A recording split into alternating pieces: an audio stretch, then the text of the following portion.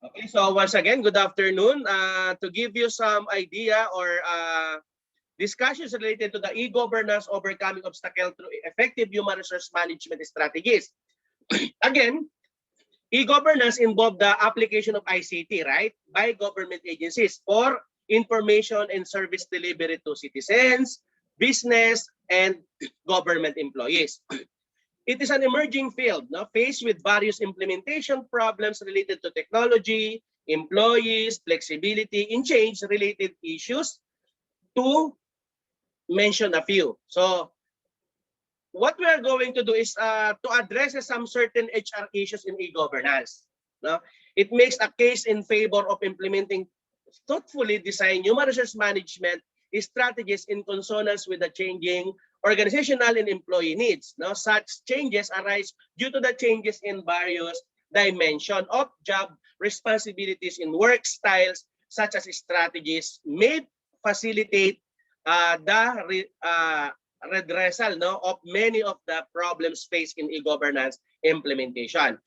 Application of ICT, no, also makes it essential for an organization to becoming a learning organization, as these technologies are characterized by continuous changes. No? Now, e-governance has evolved as a model of governance of information age. No, it is the application of information and communication technologies in the process of government interaction with, as I mentioned, citizens and business, as well as in the government's internal operations, with the objective, of course, to ensure the highest standard of services to the citizens by providing instant access to selected government information and interfaces for communicating with the various government functionaries. No, whenever and wherever or whenever they need it. No? So the stakeholders in e-governance are the government, no, investors, employees, vendors, intermediaries, no, and citizens, and various environment variables exerting in fact upon implementation of e-governance are lagi yan, no, social, political, legal, and economic variables. No, Ray and Dash, no, mentioned that view are of the view that e-governance should also include the aspect of internal working, which cover application of IT to increase efficiency and effectiveness of some internal functions and internal communication and networking. So internal aspects cover the all or overall transformation of a government hierarchy to adapt to the new requirements and expectation of efficient and improved services. No? Simplification and rationalization in the business process to better serve the stakeholders in the transparent and cost-effective way. Take note of it. No?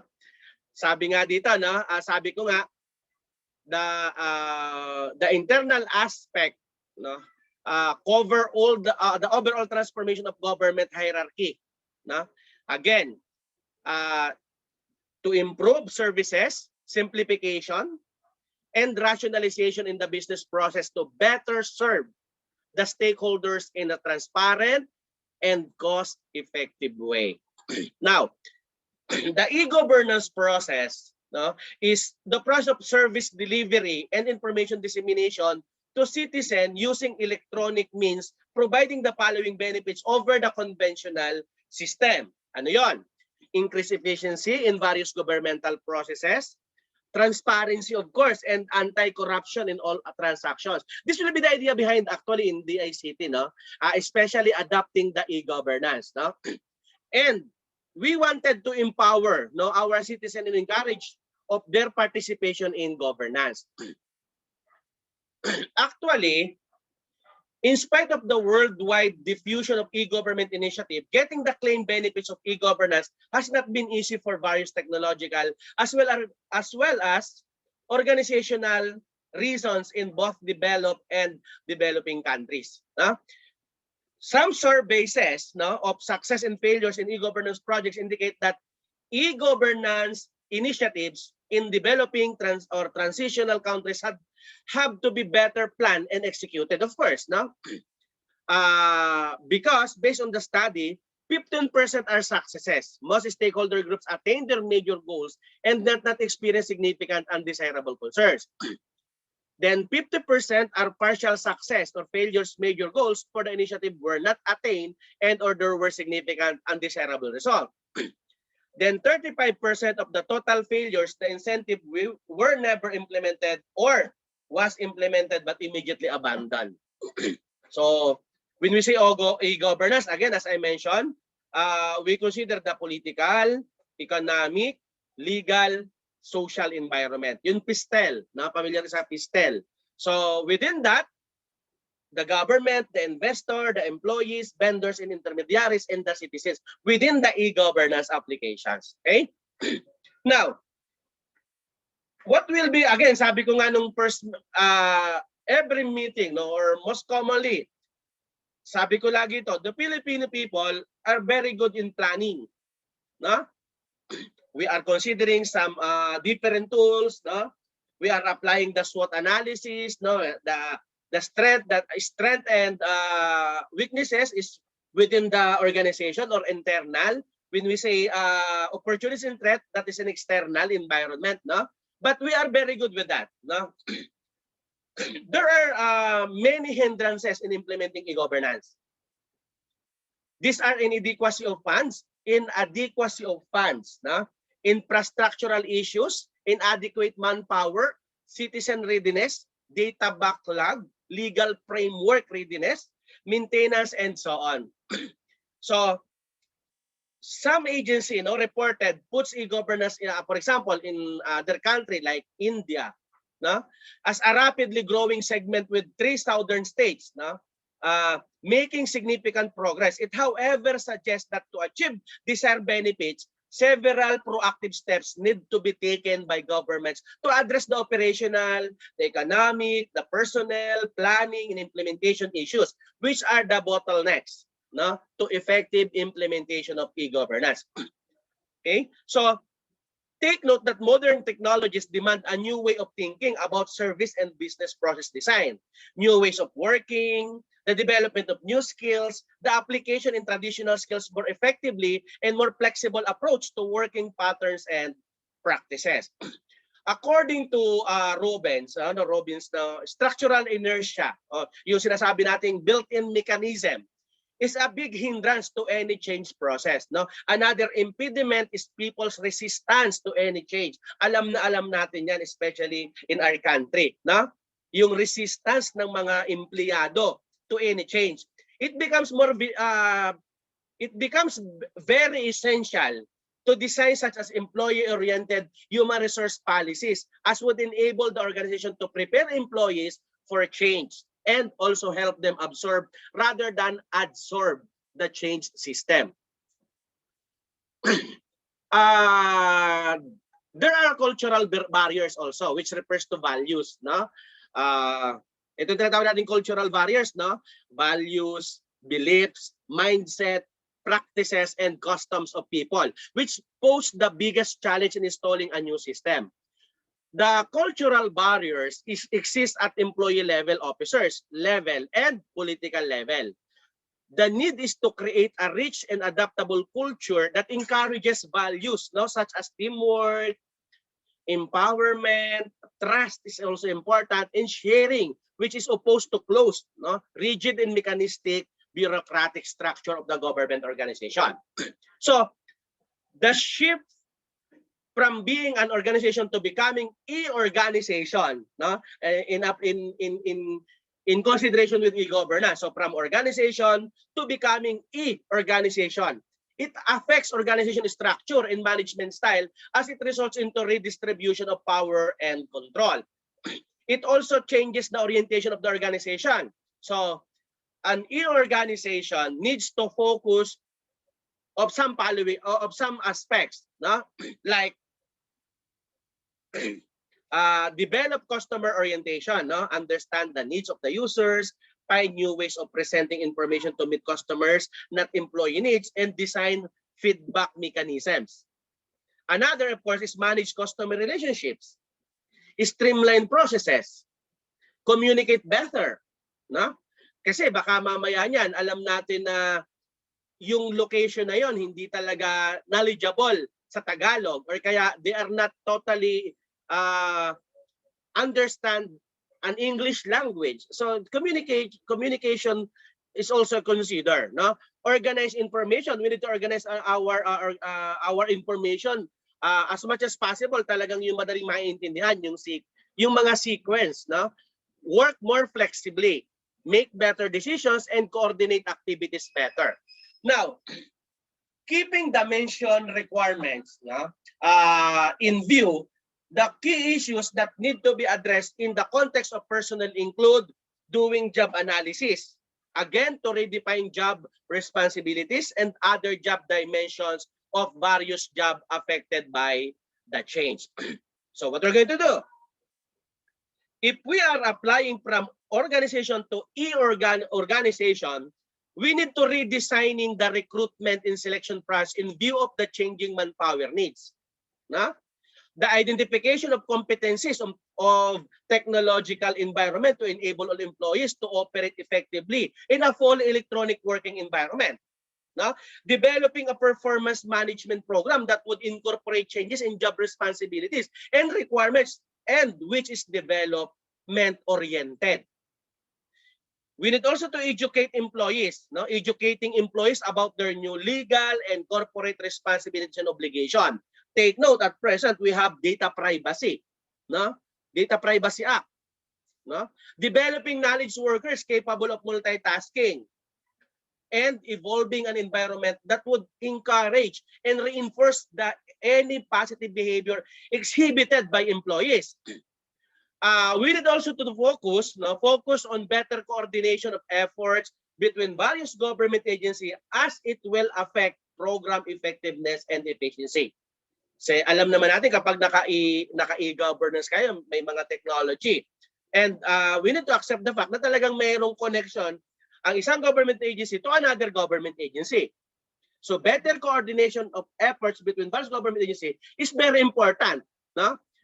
In addition, effective implementation necessitates changes in decision-making processes involving faster decision mechanisms, ito yung ano lagi ni President Duterte, no? Less red tapeism ba ang tawag doon? Tapeism, no? Red tapeism, changes in organization structure, making it flatter and higher delegation of authority. Which is true. Alam mo, ang laki talaga ng improvement natin pati sa mga ganyang bagay. Kasi nga, katulad halimbawa ng Valenzuela, di ba? Pag nag-apply ka ng business permit, pick up agad or available agad 1 day, 2 days, and so on. No? So therefore, there is a need to integrate the new vision with the structure, culture, and strategies of the organization. All the 4 dimensions of the organization should perfectly fit into each other like the pieces of a jigsaw puzzle for the best result. No? The problem faced, no, may be also due to the fact that one or more than one of the 4 of these dimensions are not complementary with other dimensions. So, given some scenarios, no, and some possible issues and concerns, so what are the possible recommendations for meeting these challenges? I'll give you some challenges. No, I outline some challenges. Now, the changes in various internal system of organization as a consequence of the implementation of information in communication technology need to be supported by proper strategies for handling the above mentioned issues. No? The need is to initiate the development of appropriate ICT skills, no, and culture change in addition to providing appropriate technologies to support to employees to achieve the objectives. The performance of a public sector, no, in delivering service to the other to people depends on the performance of its employees. Alam natin yan. Because a highly motivated and satisfied workforce will perform much better than a demoralized and dissatisfied workforce. No? So here are some suggested strategies to tackle problems in various areas of human resource management in the change environment. Sabi nga natin, manpower planning. In manpower planning, we need to have total job analysis, no? Comprising job description and job specification needs to be reviewed. New responsibilities, tools, change relationship, and others have to be determined. No? Restructuring and redefining job responsibility would also necessitate determination of additional skills and qualifications required for the job. Number of employee required must be determined to avoid work overload or underload. Reallocation of existing manpower to the new organizational structure is a challenge because, for example, if you are the one who transfer from one post to another, specifically, no, kapag hindi ito yung field mo, talagang very challenging. So, reshuffling of workforce can be done on the basis of their skills and competencies. Take note of it. Yung mga head dito, mga boss. Okay?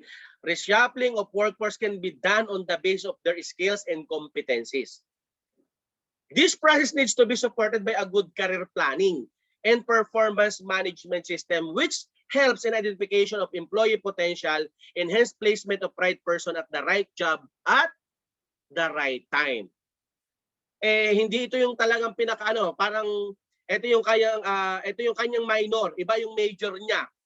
So what you're going to do is to redesign, no, or to support a good career planning. Okay? Another is recruitment and selection. On the basis of the new profile of employees required for e-governance, new sources of their availability need to be tapped. No? So one of these sources could be college campuses or a source which has been well utilized by private organization. So there is certain feasibility study of other sources like HR consultancies may also be explored. No? The existing manpower may not be ready to be deployed into e-governance projects. So training costs might be high due to geographical spread. And generalist manpower, which can be relocated or retrained to other functions, may be preferred. So therefore, designing a selection process that would objectively, again, objectively and correctly measure the skills and competencies required to handle the change work style and job responsibilities is required. Such as process should incorporate methods that would objectively assess the knowledge and skills required to handle the redesigned job. For quick decision making, no, we have what we call also delayering, of the decision-making levels leading to re-engineering and appropriate sizing of decision-making machinery is essential. No? Quick decision-making also necessitates, no, employees' empowerment. No? If governing processes were directed by flexible guidelines that the minute rules, and if those on aim of policy and program improvement may be more favorably achieved. No? Another is change management. More than technical skills or technical issues, it is the management of change that is of prime concern. Organizations, by their very nature, are conservative. No? They actively resist change. The reason for resistance to change among employees could be threat to establish power relationship and threat to expertise. Threats to establish resource allocations, no? Possibly of redistribution of authority, expected changes in work schedules, requiring change in habits, fear of unknown or resistance to computerization due to retrenchment fear. And these apprehensions may be allayed, no, or allied by educating the employees about the reasons for change, where possible in involving them and informing them about decision made and training them to adapt themselves to change condition. These measures must be proactive, no, rather than reactive, because change processes would have to be properly understood, accepted, internalized, no, adapted, and improved to enable full advantages of the technology being adapted as part of, yung sabi nga sa Pilipinas, smart governance. ay gusto namin maging smart city. Di ba? Yun yung inaay ng mga local government ngayon, maging smart city, no? Another concern is the leadership. The e-governance implementation leader should have strong conceptual and man-management skills. Because the leader will be required not just to direct but also to act as mentor and coach. Leaders need to change their styles and will have to adapt different approaches to manage people in new work settings in the organizations that are characterized by use of modern technologies and continuous change. No? So sabi nga natin, kung move from steady state to continuous state, halimbawa, from continual change to transformation, from quality improvement to process engineering, from matrix to network, from performance appraisal to performance management, from technophobia to application of technology, from functions to process, from control to empowerment, and from employment to employability. And this will be the 5 elements of corporate learning. No? Building the learning organization, mastering the 5 elements of corporate learning by Jacob Publishing House, actually. Another is training and development. No, training and acclimatization of the personnel at all levels, more so at lower rank of government management organization, is required. Of course, it is essential to train all employees in basic computer usage. No, there should be workshops, seminars for all levels. The new as well as the existing employees need to be trained regularly for learning new skills and updating skills as the development in ICT takes place at a very fast pace. Ang problema lang naman, hindi naman siguro problema, ang challenge lang naman kasi, halimbawa, 60 years old na, 58 years old na nagtatrabaho yung empleyado doon. So parang very challenging, no? Parang lagi sila, ayaw, matanda na ako, kayo na lang dyan. Yun yung mga sometimes problem na encounter natin, no? Then performance management. The performance management system should be modified to incorporate new key results areas, yung KRA na tinatawag natin, and also the new competencies and skills expected from employees. Ongoing feedback should be given to employees. No? Nadler actually makes a strong case for feedback in helping to improve the effectiveness of organization. Yun nga lang, depende rin sa pag-take ng tao yon. No? May mga taong ang take sa performance result, no? Iba. Parang pag mayroong feedback regarding sa kanyang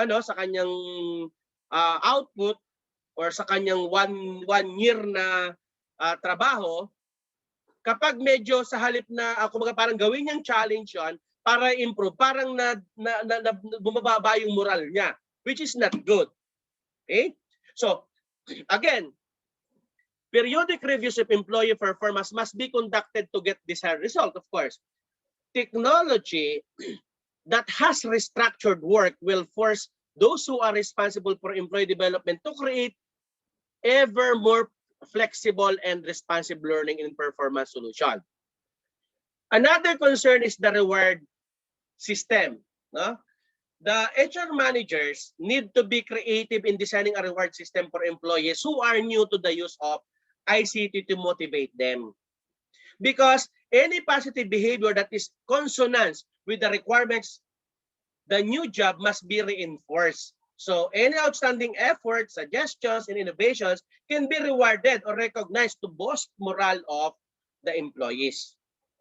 The new work patterns. Now, in times to come, government agency may need to employ new work patterns in a workplace where knowledge become more important than procedure. So, employment of more flexible working patterns like flexi time, telecommunicating, part-time jobs, and so on may be required to be adapted.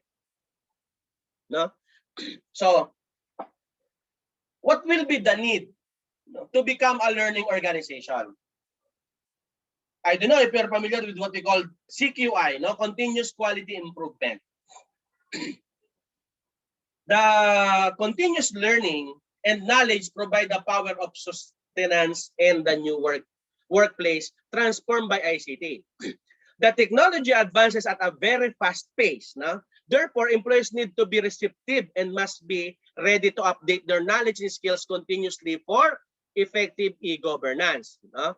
So take note, Peter believes that organization learn only through individuals who learn. Individual learning is essential to the continuing transformation of the organization to expand the organization's core competencies and to prepare employees for a known future. Again, of course, no, experience and researches have shown that when organization incorporate 5 distinct subsystems, ano nga yung 5? Learning, organization, people, knowledge, and technology into process of becoming a learning organization, they are more successful in attaining their goals. No? Making an organization a learning organization also makes it mandatory to encourage a culture of innovativeness where people are given freedom.